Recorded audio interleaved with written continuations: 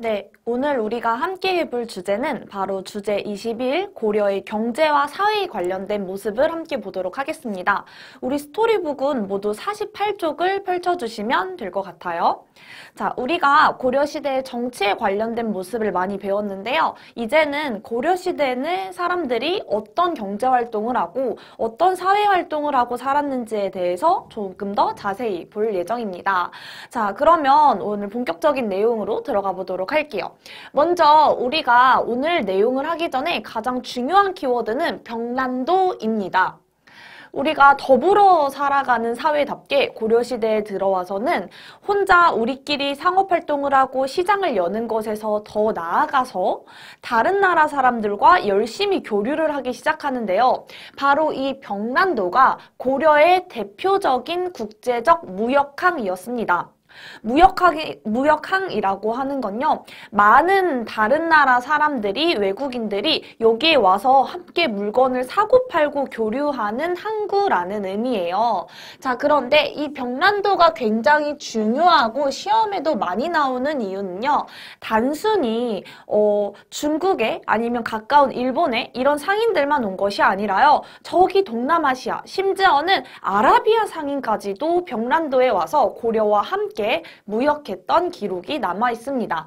그래서 병난도라고 하면 고려시대의 대표적인 무역항이라고 알아두시면 됩니다. 그래서 이 병난도의 위치가 어디냐? 바로 고려의 수도였던 개경 바로 옆에 있습니다. 병난도는 개경 바로 옆에 있습니다. 자, 그래서 이 병난도에 얽힌 재미있는 이야기도 있는데요. 아라비아 상인들이 고려 병난도에서 무역을 하고 돌아가서 자기 나라에 가서 이런 이야기를 했겠죠. 아, 저기 고려라는 나라가 있는데 거기서 무역을 하고 왔어 라고 이야기를 합니다. 그런데 고려라는 발음이 제대로 되지 않아서 코리아 이렇게 발음을 했다고 해요. 그래서 외국에서 우리나라를 코리아라고 부르게 된 계기가 바로 이때부터라고 합니다. 재밌죠? 자, 그러면 이렇게 우리가 국제적인 무역도 활발하게 진행했으니까 당연히 상업의 발달도 활발하게 진행되었을 거예요. 이게 무슨 말이냐면 고려에서도 시장이 열심히 발달했다라는 거죠. 자, 그러면 시장이 발달해서 우리가 시장에 가려면 가장 필요한 게 무엇일까요? 우리가 엄마랑 같이 손잡고 마트에 갔어요. 가장 필요한 것은 무엇일까요? 그렇죠. 돈이 필요하겠죠? 내가 갖고 싶은 거, 사고 싶은 거, 먹고 싶은 거를 갖기 위해선 돈이 필요합니다. 그래서 고려시대에서도 화폐가 만들어지기 시작합니다. 화폐가 만들어지기 시작하는데 대표적인 화폐로는 먼저 동전이 있어요. 그리고 이 고려시대 때 주로 사용했던 동전의 이름을 아는 게 너무나 중요한데요. 이때 대표적인 동전의 이름은 바로 우리 책에도 잘 나와 있죠. 건원중보와 해동통보라고 합니다. 여기에는 이 동전에는 아주 재미있는 이야기가 있는데요. 여기에 나와 있는 이 보, 항상 동전의 뒤에 뭔가 보라고 끝나죠. 이 보라는 의미는 바로 보물이라는 뜻이에요. 그러니까 이렇게 보물과 같은 동전을 가지고 내가 사고 싶은 것들을 함께 살 수 있었죠. 그러니까 이게 얼마나 보물 같았겠어요. 그래서 동전의 뒤에는 땡땡땡보라고 하는 보가 붙여져 있습니다. 자, 이뿐만이 아니라 고액화폐도 발행됩니다.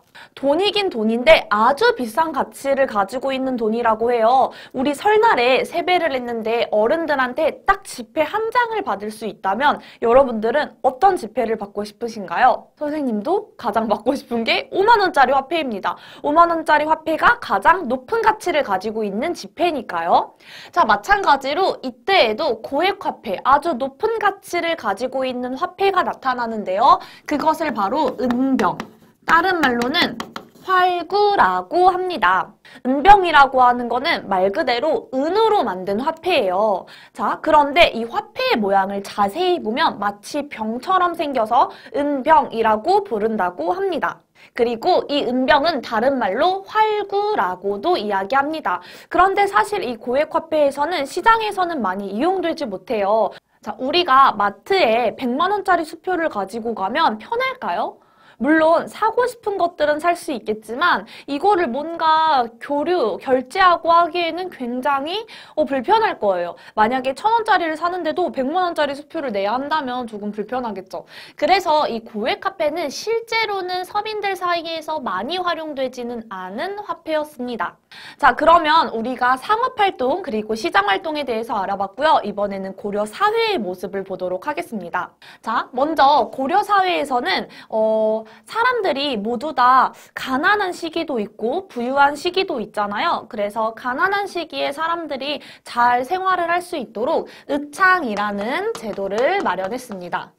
의창이라는 것은 고려에서 설치한 기구라고 생각을 하시면 되는데요. 이거는 우리 배운 적이 있을 거예요. 빈민구제 기구입니다. 자, 농민들이 곡식이 다 떨어지는 해가 있습니다. 대표적으로 봄인데요. 자, 그렇게 곡식이 다 떨어진 봄에 농민들은 너무 배가 고파요. 자, 그랬을 때 의창에 가서, 즉 국가한테 곡식을 빌립니다. 그리고 가을에 곡식을 수확하면 이 곡식을 갚는 제도, 이게 바로 의창이었습니다. 자, 그런데 만약에 이 국가에서 이런 의창이라는 기구를 설치해서 이런 제도를 시행하지 않았다면 농민들은 배고프니까 누구한테 돈을 빌릴까요? 돈이 많은 부자한테 돈을 빌리겠죠. 그럼 그 부자는 아주 이자, 내가 한 가마니를 빌려줬어도 10가마니를 갚으라고 할 수도 있어요. 자, 그런데 그런 것을 막기 위해서 국가에서 직접 가난한 농민들에게 봄에 쌀을 빌려줬다가 가을이 되면 갚도록 하는, 그게 바로 의창입니다. 그래서 국가에서 가난한 농민들을 돕기 위한 기구, 그리고 제도, 그것을 바로 의창이라고 알아두시면 됩니다. 이게 많이 헷갈리는 경우는요, 고구려에도 이 비슷한 제도가 있었어요. 무엇이었죠? 진대법이었습니다. 의미와 내용은 비슷한데 명칭이 조금 다르죠. 그러니까 이 부분을 잘 알아두시면 좋을 것 같습니다. 자, 그리고 조금 재미있는 이야기를 해보려고 하는데요. 고려 사회에서 여성과 남성의 지위를 살짝 보려고 합니다. 여기서 조금 재미있는 점은 뭐냐면요. 가정 내에서 여성과 남성의 지위는 비슷했습니다. 자, 그러니까 조선시대에서는 조금 돈이 많으면 첫 번째 부인이 있어도 두 번째, 세 번째 부인을 낳는 부인과 사는 그런 첩의 경우가 많았는데요. 이 고려시대만 하더라도 가정 내에서 여성과 남성의 지위가 비슷했기 때문에 남성들은 쉽게 첩을 두지 못했어요. 그리고 우리가 호적이라고 하죠. 호적에 올릴 때도 남성의 부터 올리는 게 아니라 그냥 태어난 순서대로 올리기도 했고요. 제사를 지낼 때도 무조건 남자가 제사를 지내는 것이 아니라 여성도 제사를 지냈습니다.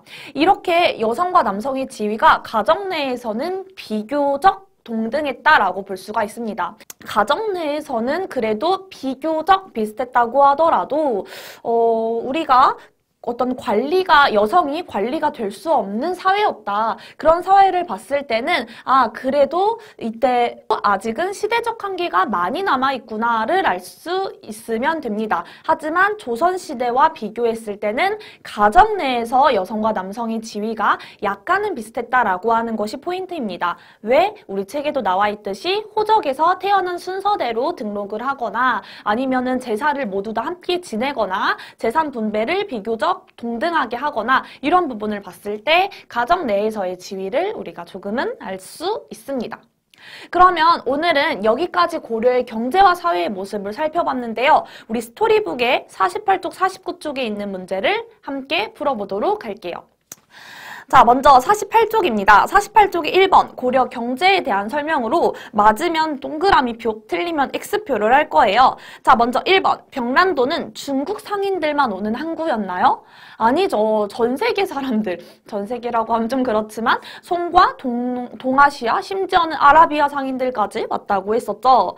자, 그리고 두 번째, 고려의 대표적인 동전화폐는 건원중보가 맞을까요? 네, 건원중보가 맞죠. 그리고 해동통보도 있었습니다.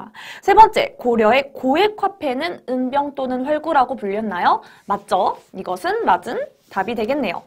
자, 그 다음에 49쪽을 봅시다. 49쪽 빈칸에 들어갈 말을 쓸 건데요. 고려는 의창을 설치해서 가난한 백성들에게 곡식을 빌려주었죠. 빈칸에 들어갈 말은 의창입니다. 2번, 고려 안에서는 가정 안에서 남자와 누구의 지위가 비교적 비슷했나요? 여성의 지위가 비교적 비슷했죠. 하지만 앞에 가정 안이라고 하는 것을 알아두시면 됩니다. 오늘 스토리 내용은 여기까지고요. 워크북으로 내용 정리하신 다음에 다음 내용 이어서 들어가 보도록 하겠습니다.